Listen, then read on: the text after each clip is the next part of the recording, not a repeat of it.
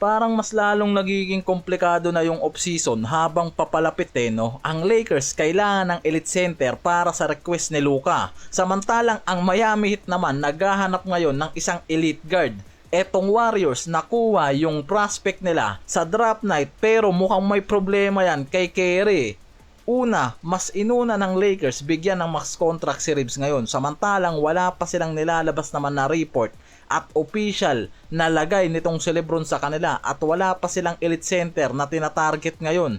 Ang Memphis nauna pang makuha sa Piston itong si Isaiah Stewart na nasa radar ng Lakers. Parang talagang mauubusan na lang ng elite center ang Lakers sa market ngayon. Hindi pa gumigising yata si Pelinka sa kangkungan Ang Miami Heat maraming trade target para sa elite guard na hinahanap nila ngayon sa free agency man o sa trade market After na gamitin kasi nila si Jaime Jaquez Jr. at itong si Tyler Hero sa package ni Giannis, malinaw na kailangan nila ng isang elite guard na babalanse sa role nila. Kung playmaker ang habol na veteran, yung mga analyst inuugnay talaga dyan si LeBron Mas interesting nga kasi talaga yung usapan na yan.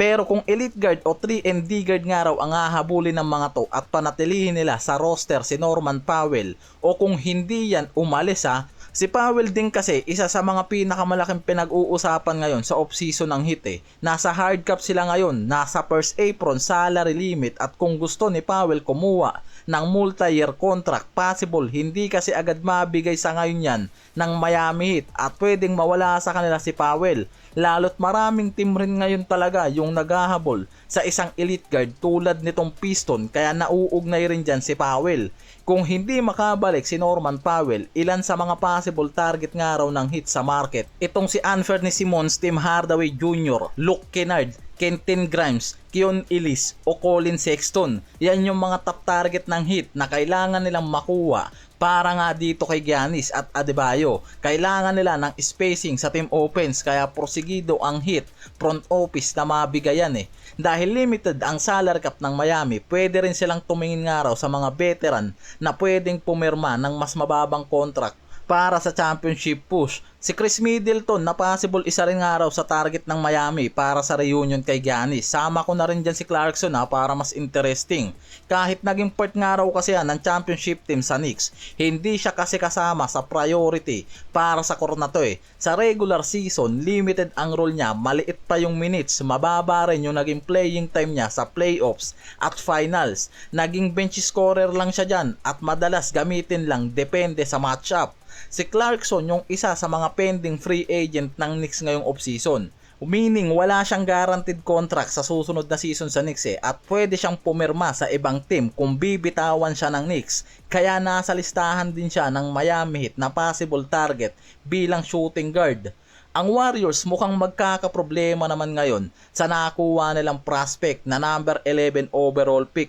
Sa report kasi matagal na talagang minamatyaga ng Warriors itong si Landy Burge Hindi ko alam kung tama yung banggit ko Na-invite na rin yan sa pre-draft workout sa San Francisco para personal nga raw na mabantayan ng coaching staff at front office yung versatile ng player na to. Pero after ng draft night at nakuha nila itong si Axel Lendeborg, sinabi niya mismo dati na hater siya nitong si Kyrie. Hindi naman nga raw personal yung galit pero dahil nga raw yan sa young fan siya nitong si Kyrie nung kasagsagan pa ng Cavaliers at Warriors rivalry nung 2015 to 2016 NBA Finals.